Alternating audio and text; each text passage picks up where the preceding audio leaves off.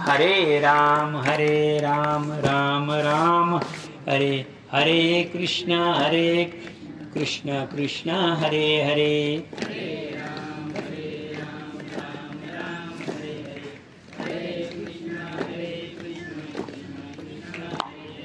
हरे राम राम हरे हरे हरे कृष्ण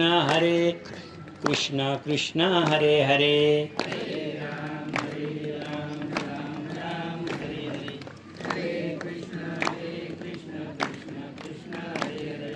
हरे राम राम हरे हरे हरे कृष्ण कृष्ण हरे हरे।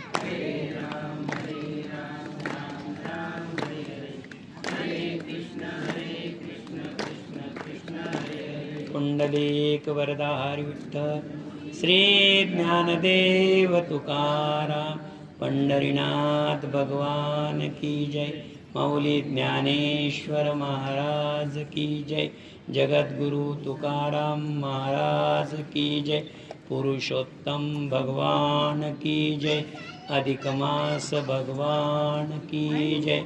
वक्रतुंड महाकाय सूर्यकोटि समप्रभ निर्विघ्नं कुरु मे देव सर्वकार्येषु सर्वदा।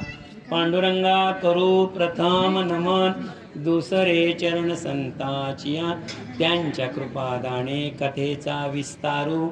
बाबाजी सद्गुरु दास तुका जयांची केलिया स्मरण होय सकळ विद्यांचे अधिकरण। तेची वंदू श्री चरण श्री गुरूंचे ते नमस्कारोणी आता। काय माझी वाणी मानेन संतांसी रंजवू चित्तासी आपुलिया। माझी वाणी तुझे वर्णी गुणनाम ऐसे देई प्रेम काही कळा। मस्तक हे पायावरी या वारकरी संतांच्या। वक्रतुंड महाकाय सूर्यकोटि समप्रभ निर्विघ्नं कुरु मे देव सर्वकार्येषु सर्वदा। श्री गणेशाय नमः। पूर्व अध्याय अंती ऐसे वृत्तांत उग्रदेव मणिग्रवाते मनोनिकाय वनती इत्यादी वृत्तांत प्रश्निला। आता का तयाचे उत्तर मणिग्रीव कथिले सादर तेची आता सविस्तर वर्णितो समस्कायग्रा। मणिग्रीव म्हणे जितेंद्रिया ऐका चमत्कार नामक विद्वजन वृत्त एक। उत्तमा नगर पाहे पा तेथे श्री वर्तमान सर्वदा मी राहात। मणिग्रीव माविधान शूद्र जाती पवित्र बहुसंपत्तीवान असोनी परोपकार करीन दिनी तेने सकळ जना लागोनी अत्यंत प्रिय असे। आपण मागील अध्यायामध्ये मणिग्रीव म्हणजे हा जो राजा होता त्या राजाचा जन्म म्हणजे मणिग्रीव आणि त्याचा पूर्वीचा राजा म्हणजे चित्रभाऊ। आपण त्याचा पूर्वजन्म सांगितला आणि आता इथे संवाद कोणाचा चाललेला आहे अगस्ती मुनींचा आहे। नीट लक्षात घ्या। यामध्ये त्यांनी काय सांगितलंय की तुला मी हा जो मागचा जन्म सांगितला किंवा आता तुला जो मागचा जन्म मी सांगितला आता मला तुझा या कथेमध्ये अधिक मासामध्ये तू श्रवण केलेलं आहे त्यामुळे आता तू हा अधिक मास नीट लक्षात घ्या तुझा पुनर्जन्म हा तुलाही आठवत राहील इथून पुढे। बघा बरं का पुनर्जन्म सहसा कोणाला आठवत नाही ना आठवतच नाही। साधूच्या संगतीत आपण वेगवेगळे सांगितलेले साधूच्या संगतीमध्ये त्यांनी त्याला पुनर्जन्म सांगितला आणि मी आता तुला असा काय देतो मी तुला असा वर देतो हा जन्म तुला आठवत राहील। आता तो जन्म कसा त्याची ही कथानक। आता त्या जन्मामध्ये त्याला काय आठवलं एखादी गोष्ट मला ओळख करू देणं वेगळं आणि प्रत्यक्ष भेटणं वेगळं। एखादी व्यक्ती आपल्याला भेटलेली नसते परंतु त्याची ओळख आपल्याला एखाद्याने सांगितली बरोबर आहे की नाही सांगितली परंतु त्या व्यक्तीची आपल्याला भेट होणं तो अनुभव वेगळा आहे की नाही। थोडंसं सांगतो तुम्हाला। मी एखादी वस्तू पाहिलेली आहे मी एखादी वस्तू मूर्ती काय देव पाहिलेला आहे मी आणि त्याचं वर्णन मी तुम्हाला सांगतोय नीट लक्षात घ्या। त्या वर्णनानं तुम्हाला काय फक्त त्याला समजू शकतो त्याची कल्पना येऊ शकते पण खरं तर त्याच्या रूपाची त्याच्या गुणाची त्याची पूर्ण ओळख तुम्हाला कधी होऊ शकते तो स्वतः भेटल्यावरच. पुन्हा एकदा ऐका बरं का, पुन्हा एकदा ऐका. एखाद्या व्यक्तीची म्हणा, एखाद्या साधूची म्हणा, एखाद्या देवाची म्हणा, मी तुम्हाला ओळख करून दिली. काय करून दिली? ओळख करून दिली. जर तुम्हाला ओळख करून दिली तर तुम्ही कुठपर्यंत पोहोचू शकता? कुठपर्यंत पोहोचू शकता? त्याच्या ओळखीपर्यंत पोहोचू शकता. म्हणजे त्याची कल्पना तुम्हाला येऊ शकते. परंतु त्याचा अनुभव येण्यासाठी किंवा त्याच्या प्रत्यक्ष दर्शनासाठी तो तुम्हाला भेटलाच पाहिजे. नीट लक्षात ठेवा. कथेचे 2 भाग नीट लक्षात घ्यावा. आद्यस्ती मुनींनी त्याला पुनर्जन्म सांगितलेला आहे. असा असा तू होता. नीट लक्षात ठेवा. आणि आता काय वर मिळालेलं आहे? इथून पुढे तुला पुनर्जन्म आठवेल. मग आता मला सांगा, ती जी ओळख झालेली आहे, ती जी पूर्वजन्माची ओळख झालेली आहे, ती ओळख जी होती, ती ओळख त्याची कशी होती? परस्मयी पद होती. म्हणजे दुसऱ्याकडून झालेली होती. आणि आता जी ओळख होणार आहे पुनर्जन्माची, ती काय होणार आहे? आता तुम्ही रोज अभंग म्हणता, रोज म्हणता की नाही? रूप पाहता लोचनी सुख झाले हो साजणी. बरोबर आहे की नाही? साजणी म्हणजे बुद्धी. हे बुद्धी असं सांगताय. रूप पाहता लोचने, हे बुद्धी. जेव्हा माझ्या डोळ्यानं मी पाहिलं, माझ्या डोळ्याने एखादं रूप पाहिलं, तेव्हा काय होईल? तेव्हा माझे संदेह जाईल. रूप पाहता लोचनी सुख झाले हो साजणी. माऊलीने काय सांगितले? तो हा विठ्ठल बरवा. तो हा विठ्ठल बरवा. तो म्हणजे कोणता? जो मी पाहिलेला आहे, जो मी अनुभवलेला आहे, तो मी पाहिलेला आहे, तो मी अनुभवलेला आहे, त्याचे प्रत्यक्ष दर्शन झालेलं आहे, तो हा विठ्ठल आहे. आपल्याला कुठपर्यंत? माऊलींना जी अनुभूती आली, नीट लक्षात घ्या, पांडुरंगाची आपल्याला ओळख होऊ शकते. पुन्हा एक सांगतो, साधू संतांनी जे पाहिलेले आहे त्याची ओळख, परंतु प्रत्यक्ष आपली भेट कधी? प्रत्यक्ष आपली भेट तेव्हाच जेव्हा आपल्याला पांडुरंग परमात्मा दृष्टांत देईल किंवा भेट होईल तेव्हा. आता तुम्ही म्हणाल पांडुरंग परमात्मा, पण म्हणून तर सांगतो, या देशाची लोकसंख्या, या देशाची जीवन लोकसंख्या अनुमानानं तुम्हाला सांगता येईल. अनुमानानं तुम्हाला सांगता येईल. या देशाची, या देशाची, या देशाची, या देशाची, जशी आपण गावची लोकसंख्या एकत्र केली तर आपल्याला गावची लोकसंख्या मिळू शकते. मी म्हणतो जगाची लोकसंख्या मिळू शकते. पण मला सांगा, जगाची लोकसंख्या तुम्हाला समजू शकते. आता मी पुढचा प्रश्न विचारतो थोडा. या जगामध्ये माणूस नाही, स्त्री नाही, जीव किती आहे? आता तुम्हाला काय म्हणावं लागेल? काय म्हणावं लागेल तुम्हाला? सांगता येईल का कोणाला? एकच शब्द म्हणावा लागेल, अनंत. काय म्हणावं लागेल? अनंत म्हणावं लागेल. अनंत जीवाला तो अनंत दर्शन देणार आहे. म्हणूनच भगवंताच्या रूपाचं किंवा अवताराचं वर्णन करताना काकड आरती म्हणे, अनंत रूपा अनंत रूपे देखील मी तो डोळा. परमेश्वराचे रूपही अनंत आहे, अवतारही अनंत आहे. 10 अवतार, 24 अवतार, अनंत अवतार आहे. का? प्रत्येक जीवासाठी त्याची अनुभूती आहे आणि प्रत्येक जीवासाठी अनुभूती येणार आहे. तर आता इथे विज्ञानात बसलेली लोक आहे आणि हे अनंत, मी तुम्हाला कसं असतं ते थोडक्यात सांगतो. आता आपली एक जे विज्ञानवादी लोक आहेत त्यांच्यासाठी सांगतो. सर, आपली अशी रेषा असते आणि तिला मध्ये शून्य असतो, मध्ये शून्य असतो. इकडे प्लस अधिक 1 2 3 4 5 होत जातं, शेवटी अनंत. आणि इकडं मायनसमध्ये केलं तर इकडं अनंतच होईल. बरोबर आहे की नाही? आता मला एक सांगा, इकडे गेला तरी काय आहे? अनंत आहे. आणि इकडे गेलं तरी अनंत आहे. अनंतातून वजा अनंत केलं तरी अनंत. अनंतात अनंत मिळवलं तरी अनंत. अनंतानं अनंताला गुणिलं तरी अनंत. अनंताने अनंताला भागिलं तरी अनंत. आणि शेवटी अनंत म्हणजे ईश्वर. शेवटी शिल्लक काय राहणार आहे? ईश्वर. सर्व जीव त्यालाच मिळणार आहे. हा जो हे जे आहे मणिग्रीवाचं, इथून पुढे काय होणार आहे?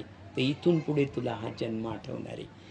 तरी दैवयोगी कदाचित मज दुर्बुद्धी झाली व निज धर्म सोडीला, बहु एकांत मांडीला. आता जेव्हा त्याला सांगितलं का तुला पुनर्जन्म आठवेल, तेव्हा तो आता त्याची कथा सांगतोय आपल्याला. कोण? त्याची कथा जो तोंडानं सांगतोय तो कथा सांगतो, म्हणजे हा अध्याय, म्हणजे हा मागचाच अध्याय. फक्त फरक इतकाच आहे, मागच्या अध्यायामध्ये अगस्ती मुनींनी त्याला सांगितलेलं आहे आणि आता तो आपल्याला सांगतो, श्रवणाला सांगतोय. मणिग्रीव म्हणे जितेंद्र द्विजावर उत्तम तेथे श्री वर्तमाना सर्वदा मी राहत असे. मणिग्रीव माझे नाव अभिमान. मी एका नगरात राहत होतो. माझं नाव काय होतं? माझं नाव म्हणजे शूद्र जाती पवित्र बहुसंपत्तीवान असून परोपकार न करी तेने सकळ जन्मा लागुनी अत्यंत प्रिय असे. परी दैवयोगे कदाचित मज दुर्बुद्धी झाली बहु निजदान सोडीला समस्त बहु का अकांत मांडीला. मी राहत होतो आणि राहत असताना माझी कौटुंबिक परिस्थिती अतिशय सधन होती. मी श्रीमंत होतो. मी श्रीमंत असताना सुद्धा मला दुर्बुद्धी आली. दुर्बुद्धी आल्यानंतर काय केलं मी? परस्त्रियाशी बळे धरून भोगू लागलो आणि दिनी नानाविधी मद्याचे पान रात्रंदिवस चालवली. माझ्या जन्मामध्ये मी परस्त्री आणि मद्यपान या दोन गोष्टी मला शोक लागला थोडक्यामध्ये. माझी धर्मपती सती आबला हिने उपदेश केला बहुपरी म्या नाही मानला क्रम चालविल तैसेचे. ग्रामस्थ जन सर्व ग्रासले गावातून मज हाकलले. मी बृहदळ वाहिले राये बळे लुटले सदन. शेष धन जे राहिले तेही ज्ञाती बंधुजनी लुटले. तिरस्कार केला सकळे ही मज कांता येसी माझी बहुचिंता. यास्तव सोडून माता पिता सर्वर्थ माझी अनुसरली. असं झाल्यानंतर माझे खूप गावाला त्रास झाला. त्या ग्रामाला म्हणलेलं इथं त्या राज्याला त्रास झाल्यानंतर माझी तक्रार राजापर्यंत गेली आणि त्यावेळेस त्या नगराचा राजा होता बृहदळ राजा. इथे नाव जे आलेलं आहे बृहदळ राजा. बृहदळ राजाकडे तक्रार गेल्यानंतर बृहदळ राजाने सैनिक पाठवले. मला धरून नेलं आणि धरून नेल्यानंतर माझी जी उरलेली संपत्ती होती ती सगळी माझ्या भाऊबंधांनी नेली. परंतु काळ अतिशय वाईट आला की मी सांगितलं होतं परिस्थिती बरोबर बनते. मला पतिव्रता पत्नी मिळाली. तिनं काही मला सोडलं नाही. मला राजानं अटक करून नेलं. मला राजा घेऊन गेला तरी सुद्धा ही पत्नी माझ्या बरोबरच आली. खरं तर तिनं मला खूप वेळा उपदेश केला होता का हे तुम्ही सोडून द्या, परंतु मी काही ते सोडलं नाही. तेव्हापासून ये पासी वसतो आहे गोरनानात नानाविध बांधून सतत उत्तर बिदरायचे. आणि याला शिक्षा काय दिली? याला शिक्षा एकच दिली, काय? जिथे पाणी मिळणार नाही आणि अन्न मिळणार नाही अशा जंगलात याला सोडून द्या. जिथे पाणी मिळणार नाही अन्न मिळणार नाही त्याला या जंगलात सोडून द्या. काही होते प्राचीन पुण्य म्हणून आज दिसले चरणे. आता या श्रीवर सहवासात तुम्हास श्री सवर्तनास शरण तुम्हास आलो तरी दया करा मजवरा. तुम्ही दयाळा मुनिवरा शरणागत जब दुःख सत्वर निरसावे. जेणे माझे दरिद्र समूळ निरसोनिया जाईल सकळ आणि पावोनिया वैभव विकुळ सुखे माझे अर्चित मी. ऐसे काही उपदेश कृतार्थ केले मज लागुनी. ऐसे शूद्राची ऐको नवानी तयासी मुनी बोलत. काय झालं? असं सगळं चालत असताना तुम्हाला मागचा वृत्तांत माहितीचे. ते येऊन ऋषी थांबले, त्याच्या पायाजवळ पडले, त्यांची सेवा झाली. हे सगळं तस्मात श्री सहित पुढे कल्याण होणार. 22 शुद्धांशी सूचक चिन्हे पुढे दिसते. आता तीर्थव्रत दानादी तव दारिद्र्याने मी आपुले मने निर्धारे. आता येईल 3रा मास पुरुषोत्तम मास. त्यास आम्ही दोघांनी विशेष सांगतो आचरावे. आता येणारा जो मास आहे 3ऱ्या महिन्यामध्ये तो पुरुषोत्तम मास आहे. पुरुषोत्तमादित्यर्थ जाण दीप लावावा यथाविधान. तरी तुमचे दारिद्र्य तत्क्षण समूळ नष्ट होईल. तैलतिले घृणे याती दीप लावावा यथाशक्ती. परी ते अस्ति दुर्लभ वनी असता म्हणून. आता दीप लावायचा होता, बरोबर आहे की? दीप लावायचा सोपी गोष्ट आहे दीप लावायचा, पण हा कुठे? हा आहे जंगलात. आता जंगलात दीप लावणं एवढं सोपं आहे? एक ओवीस तशी आहे. दीप लावावा यथाशक्ती परी दुर्लभ असती वनी वसता म्हणून. वनी राहत होता म्हणून. हाच माझा उपदेश. यानेच दुःख अशेष पाचारुणे सुख तुम्हास पाविले. तुम्ही उत्तम आतिथ्य केले तेने माझे मन तोषले. म्हणून वेदी निश्चयले कर्म तुम्हास होईल पा. तुम्ही उत्तम आतिथ्य केले तेने माझे मन तोषिले, म्हणून वेदी निश्चयेशी कर्म कथिले तुम्हास. अरे केवळ दीपदानेसी लक्ष्मी वाढते निश्चयेशी, मग ती विधाने अधिकमासी करिता काय वर्णावे. रोजच आपण एक विधी म्हणून दिवा लावला, विधी म्हणून दीप लावला, तरी सुद्धा लक्ष्मी प्राप्त होते, तरी सुद्धा लक्ष्मीचा वास आपल्या घरात राहतो. मग व्रत म्हणून अधिक मासात केलं तर त्याचा लाभ होणार नाही का? निश्चित होईल. वेदोक्त कर्मे बांधून नानात शास्त्रात योग याग तैसेची मंत्र सकळ आणि सर्व वेद अभ्यासने सदा गोमती तट सहने श्राद्ध करणे गये माझे उपराग सहस्रे आणि व्यातिपात क्षत्रपणवी कुरुक्षेत्री क्षेत्री आणि दंडक करीन अरण्यजे. ज्याप्रमाणे आपण श्राद्ध आपण गयेला श्राद्ध करतो, त्या गयेला श्राद्ध तर कुठेही करतो, पण गयेला श्राद्ध केलं तर आपल्याला पुण्य लागतं. आंघोळ तर आपण कोणत्याही नदीत करतो, पण गंगेत जर आंघोळ केली तर आपल्याला पुण्य लाभतं. बरोबर आहे की नाही? जेवण तर आपण कुठेही करतो, परंतु आपण जेवण जर भगवंताचा प्रसाद म्हणून केलं तर त्यात पुण्य लागतं. त्याचप्रमाणे आपण नित्यविधी तर आपण इतर महिन्यात करतोच, पण तेच विधी जर आपण अधिक मासामध्ये केले तर आपल्याला अधिक मासात अधिक पुण्यफलम, म्हणजे अधिक मासात हीच शक्ती आहे का जी नित्यक्रिया आहे, जो तुमचा नित्यनेम आहे तो करत असताना त्याच्यामध्ये पुण्यशक्ती देण्याचा किंवा त्याच्यामध्ये तुम्हाला वरदान शक्ती देण्याचा किंवा तुम्हाला वर देण्याचा अधिकार कोणला आहे? फक्त पुरुषोत्तम मासाला आहे. हे गुह्यती गुह्य करा न सांगावे कोणासे, धनधान्य पुत्रादी प्राप्त व्हावे असे. हे वंद्य खरं तर हे गुह्य आहे म्हणे, हे मी तुम्हाला सांगतोय. खरंच सांगा, पुनर्जन्म सांगणं, पुनर्जन्म आठवणं, तो पुनर्जन्माचा तुम्हाला वर देणं, हे जगातलं गुह्यातलं गुह्य आहे, गुह्यातलं गुह्य. पण तुमचं जे कर्म झालेलं आहे, साधू सेवा झालेली आहे, तुमचं जे त्या साधू सेवेचा तुमच्या पती पत्नीने केलेल्या व्रताचं फल म्हणून मी तुम्हाला हे सांगतोय. याची लागे आता जर हे केलं, हे जे कर्म आहे आता तुम्हाला मी सांगितलं, पण एखाद्यानं पुरुषोत्तम मास तुम्ही म्हणा तुम्हाला पुण्य मिळालं, तुम्ही दोघांनी केलं, पण याचा लाभ कोणाकोणाला होऊ शकतो? निवड पती पत्नीला होतो असं नाही. पुढे ओवी ऐका, हा ऐका. हे वंद्यत्व वद्य हरिते, जर वंद्यत्व मूलबाळ होत नसेल, ओवी सांगतो, मूलबाळ होत नसेल तर अधिक मासाची कृपा झाली तर त्या स्त्रीचं वंद्यत्व जाऊ शकतं. स्त्रिया लागे अवैधव्य करती. आणि ज्या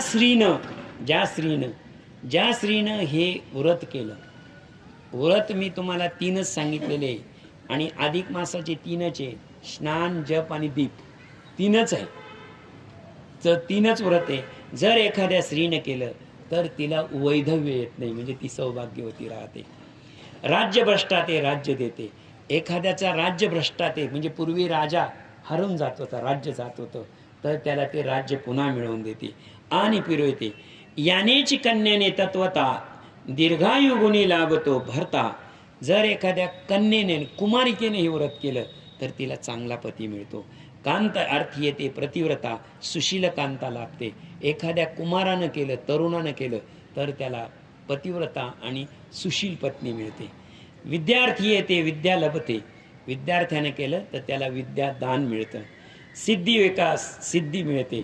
जर एखादा साधक साध्य प्राप्त करण्यासाठी सिद्धीला बसला असेल तर त्याची सिद्धी या काळात लवकर तृप्त होते. मोक्षार्थी मोक्ष पावते. जर एखाद्या मोक्षासाठी प्रयत्न करत असेल तर त्याला मोक्ष मिळतो. पुरुषोत्तमा प्रीती पुरुषोत्तमा ठाई, विनाश्र विधी नाही कोठेही दीप लावी तिजे. जर असा पुरुषोत्तम मास चालू असेल, नीट लक्षात ठेवा, कोणत्याही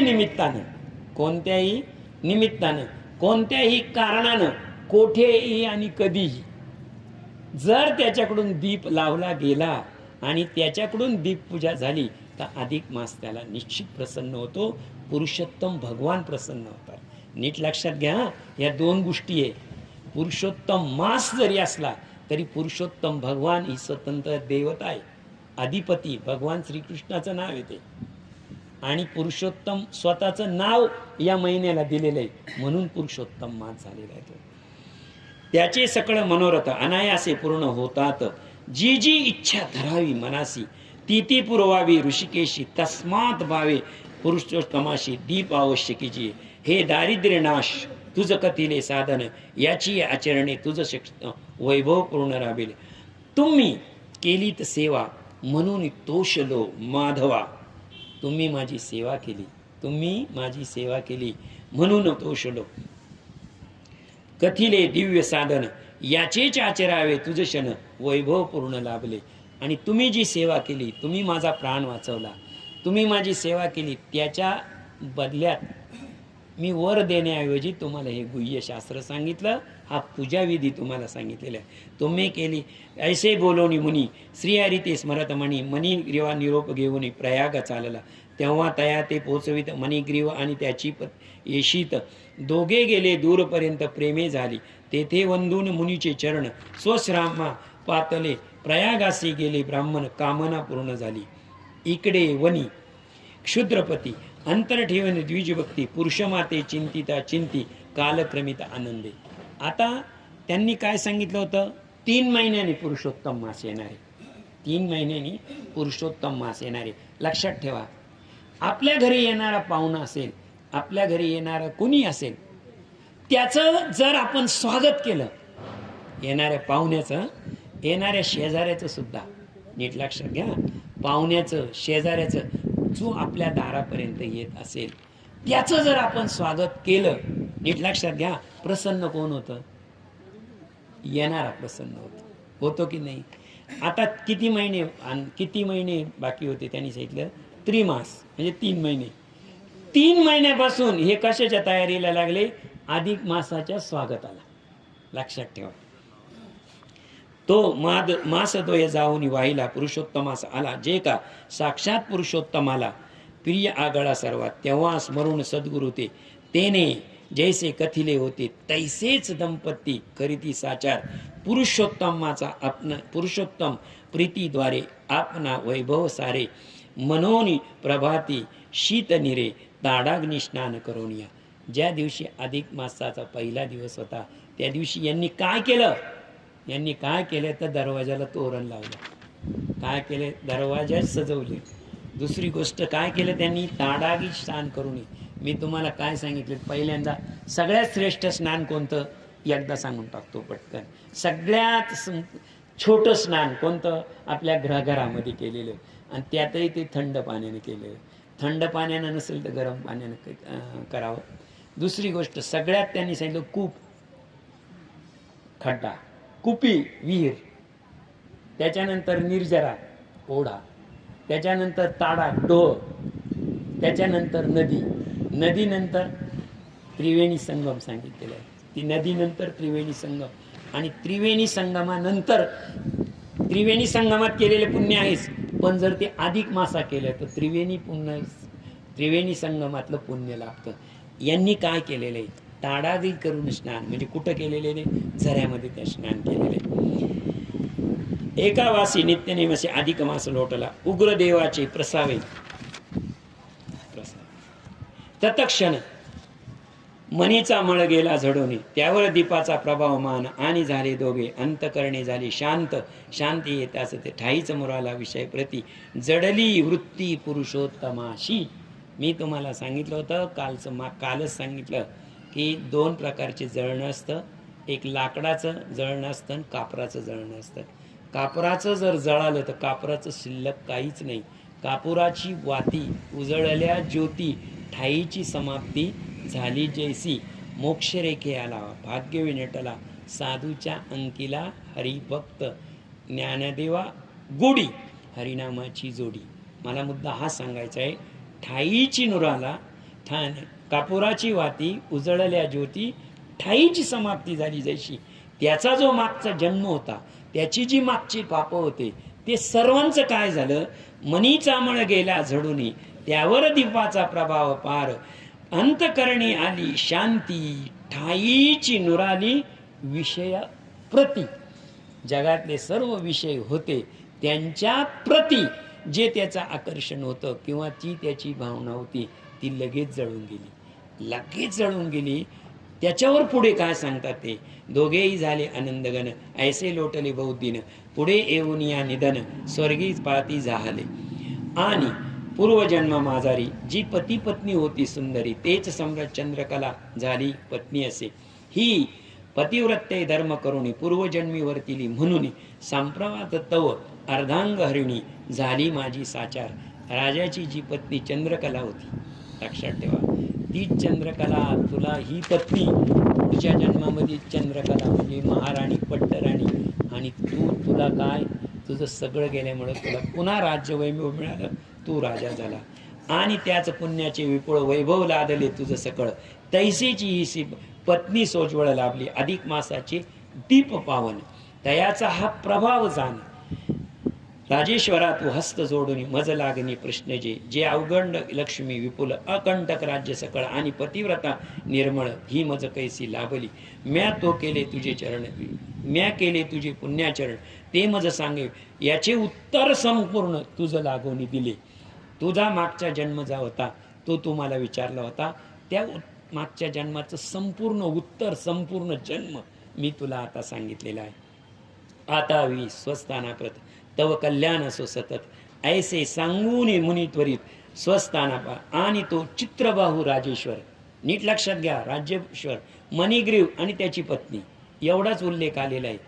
मणिग्रीवाच्या पत्नीचं नाव अखंड अध्यायात आलेलं नाही, परंतु चंद्रकला आणि चित्रबाहू हे चित्रबाहू हा मागच्या जन्मातला मणिग्रीव आणि त्याची ती सात्विक पत्नी, आणि त्या दोघांनी केला अधिक मासाचं पुण्य मागच्या जन्मामध्ये, म्हणून पुढच्या जन्मामध्ये चित्रबाहू राजा आणि त्याची पत्नी चंद्रकला.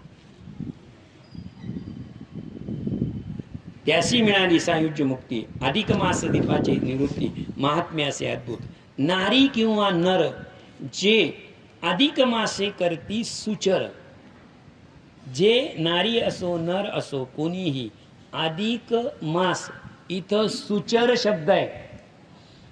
प्रत्येक ठिकाणी आपण सुचिरभूत शब्द वाचले ऐकलेला आहे, नीट लक्षात ठेवा. सुचर शब्दाचा अर्थ वेगळा आहे, सुचिरभूत शब्दाचा अर्थ वेगळा आहे. सुचिरभूत हे ग्रहस्थाश्रमीनं असलंच पाहिजे, काय पाहिजे, असलंच पाहिजे. आणि सुचर हे संन्यस्थाला लागू आहे, किंवा सुचर म्हणजे शुद्ध अंतकरणानं आणि सुचिरभूत म्हणजे शुद्ध देहानं. फरक आहे बरं का. सुचर म्हणजे शुद्ध अंतकरणानं आणि सुचिरभूत म्हणजे शुद्ध देहानं. आंघोळ केली की तुम्ही सुचिरभूत होता, लक्षात ठेवा. आंघोळ करणं, त्याच्यानंतर परिधान, नवे कपडे परिधान करणं, सगळं हे बाह्य अंगाची जी स्वच्छता आहे त्याला सुचिरभूतता म्हणतात. आत्मशुद्धी जी असते ती आत्मशुद्धी म्हणजे सुचर भाव. मला मुद्दा हा सांगायचा आहे की जो कथा सांगितलेली आहे मी, त्याच्यामध्ये त्यांनी काय सांगितलेलं आहे की जडली जयाची पुरुषोत्तम वृत्ती, जडली जयाशी पुरुषोत्तम वृत्ती. पुढे काय सांगितलं, ठाईची नुरानी विषय प्रीती, विषय प्रीती, विषय सगळेच जळून गेलेले होते. ज्या ठिकाणी विषय जळाले की विषयांना विसर पडला, तुकाराम महाराजांचा अभंग आहे, विषयी विसर पडिले निशेष अंगी ब्रह्मरस ठसावला. मला मुद्दा हा सांगायचा आहे, जिथे विषयच राहिले नाही, जिथे सगळे भोग जळून गेलेले, जिथे विषय राहिलेले नाही, खरंच सांगा ते देहावर राहिलेले का? नाही. देहीची विदेही भोगुदशा शरीरावर आहे का? शरीर जर त्यांनी शरीराचाच विसर पडलेला आहे, भोगाचाच विसर पडलेला आहे, अशा वेळी ते सुचर म्हणजे आत्मशुद्धी त्यांची झालेली आहे. आणि आपली आत्मशुद्धी नाही, म्हणून आपण कसं असावं तर सुचिरभूत असावं, म्हणजेच जीवानं सुचिरभूत असावं. आणि साधू हे सुचिरभूत असतातच, म्हणून त्यांनी सुचर असावं. नीट लक्षात घ्या. अधिक मासी अनुदिन स्नान आणि उपोषण यथाविधी करिता, तयासी नाही पुनरावृत्ती, गर्म यातना तात्काळ सुटती. आणि ही कथा पडती ऐकती देवी पावती तेच पदा, ऐसे ऐकून हरिभाषित पुनरर्की लक्ष्मी प्रश्न करीत, ती कथा रसाळ बहुत पुढील प्रसंगी ऐकावी. इति अधिक मास महात्म्य बृहन्नारदीय पार सज्जन श्रोते ऐकोत चतुर 15 अध्याय गोड हा व्हावा. विठ्ठल विठ्ठल विठ्ठल. श्री